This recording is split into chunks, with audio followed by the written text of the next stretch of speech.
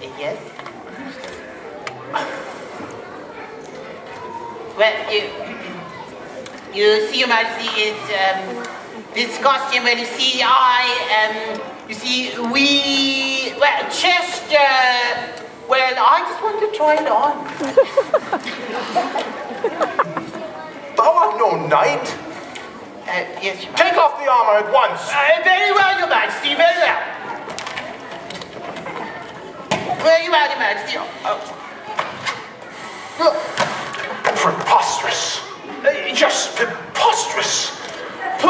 Yes, preposterous, Your Majesty. I can't even believe that. A herald that bears arms and puts on the armor as though he were a chivalrous knight. Yes, well, you see, Your Majesty, I just put it on because I just wanted to amuse you.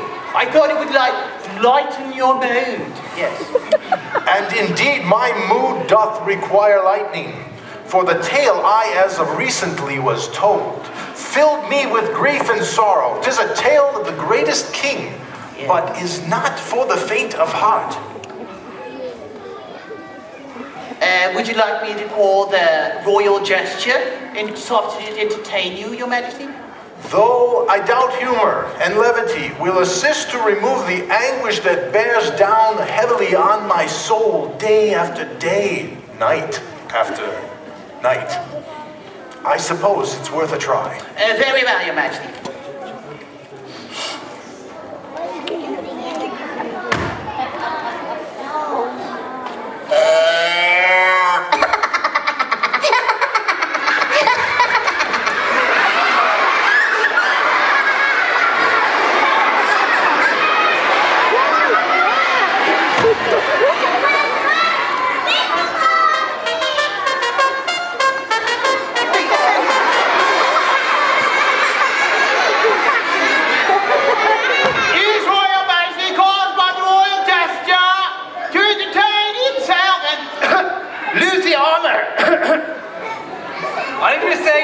Pitch the armoire? I can't hear you with this helmet on. Ditch the armor. But I thought that... just give me a second. 1 moment, Your Majesty.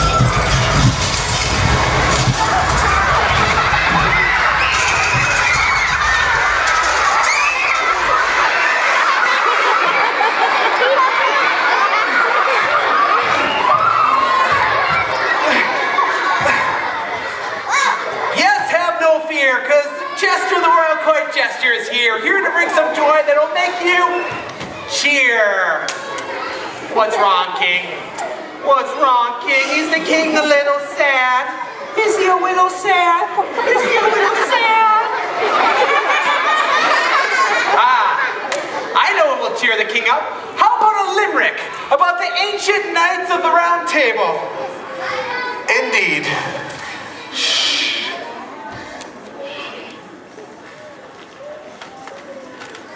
The knights of the Round Table that are cause for so much fame? Well, let me introduce you and call them all by name. First there was Sir Roundsound, who always seemed to be speaking. And next there was Sir Perfilis, who really wasn't needed. And next to him sat Sir Ramic, who cracked in every fight. Sir would love this. And next there was Sir Tan, who thought he was always right. And finally, there is the largest knight to be mentioned in this fable, Circumference, who acquired his size from too much pie, and they used him as the table. Circumference, too much pie!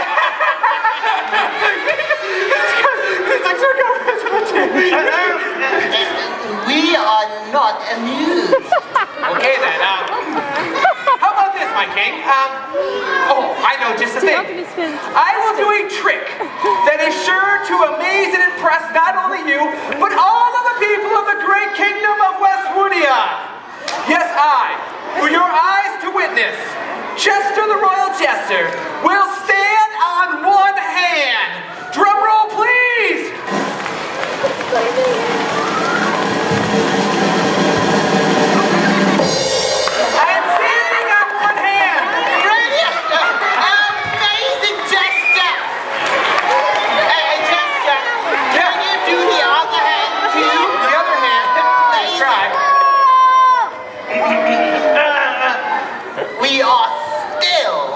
not amused.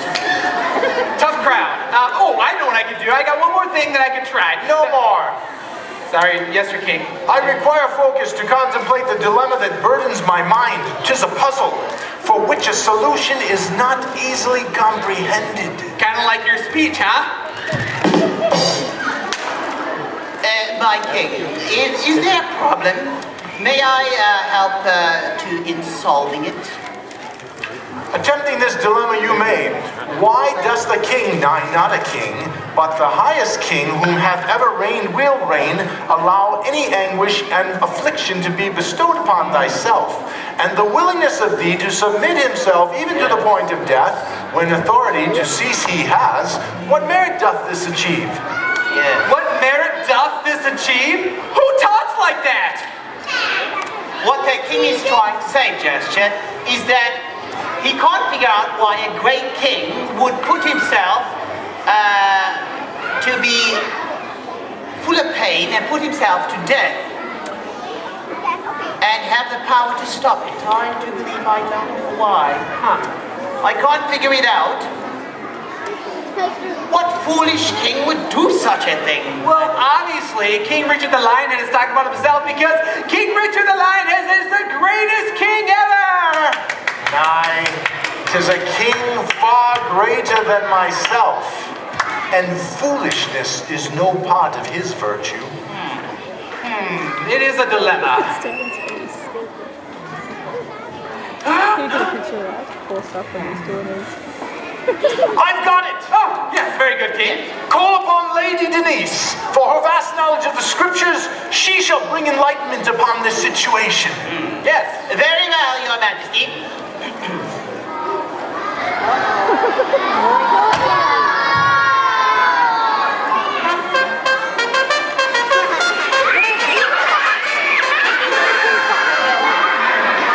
His Royal Highness Majesty calls upon the wisdom of Lady Denise for a pressing problem. You called for me? What seems to be the problem? Lady Denise, your discernment is required upon this confusing situation. Well, Miss Denise, what the king is trying to say is he doesn't know why a great king would put himself to death when he had the power to not do so. Well, it sounds to me as though the king paid a visit to the sure word for us today during Bible story. Is that correct? 'Tis truth you speak. All right. So the question is, why would Jesus, the Son of God, the greatest king ever, who ever lived, allow himself to die? Is that right? Yeah. Well, the answer is simple. He loves us. Wait, I don't follow you. Well, okay, let me try to explain it this way. We all sin. We all do things that are wrong. You and I, we all do it. We all do things that separate us from God. God doesn't like being around sin. He hates it. And so, he loved us so much that he sent his son Jesus, his perfect son, to live a perfect life on this earth and then to die on the cross for us. So, I am to blame for this King Jesus' death? Well, in a way, yes. Your sin, my sin, all of our sin is what sent Jesus to the cross. Alas, although I acknowledge your illumination, you hath not wrought bliss, but for my heart still weighs heavy with the knowledge that my transgression that hath brought to an end King Jesus. I think I speak for all of us when I say, What?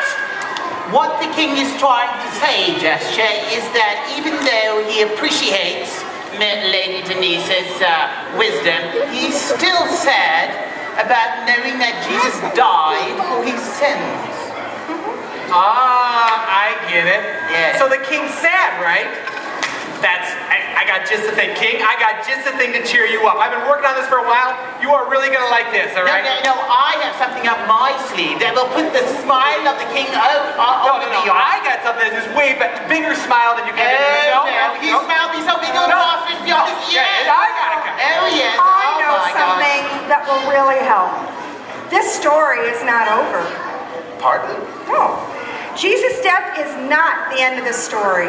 He is so powerful and his love for us is so great that after 3 days of being condemned to death, he rose again. And yet he lives today? Yes, that's right. Jesus is alive. And today the children learn that the prayer and trusting God helps us, what, guys? King Richard, these words are straight from the Bible. Romans 10:9 says that if you confess with your mouth that he is Lord, that's the prayer piece, and you believe in your heart that God has raised him from the dead, that's the trusting piece, you will be saved. We all can be saved. So truly, prayer and trusting God helps us. That's right. You got it. By George. 'Tis glad tidings. Indeed, much gratitude I bestow upon you for making clear these mysteries for the comfort thine brings forth. Now I bid thee farewell, for as I myself must beseech communion with the Most High One.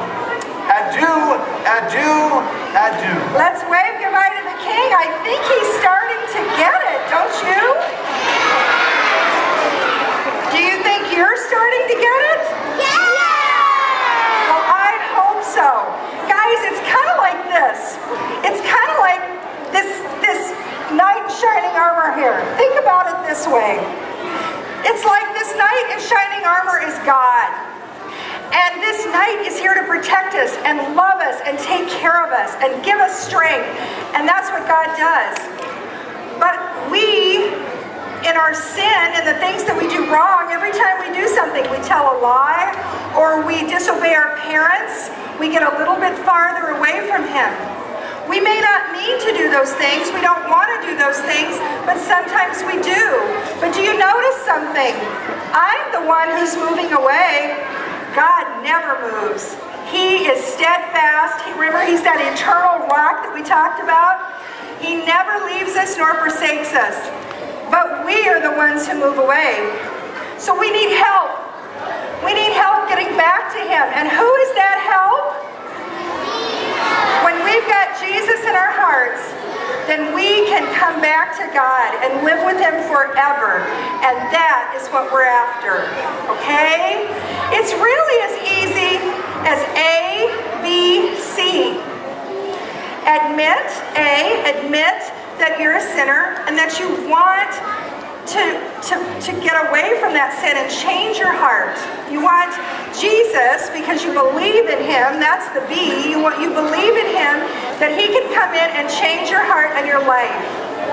And then C, you commit your life to him. You choose to live your life for him in a way that's different than the way that you used to live.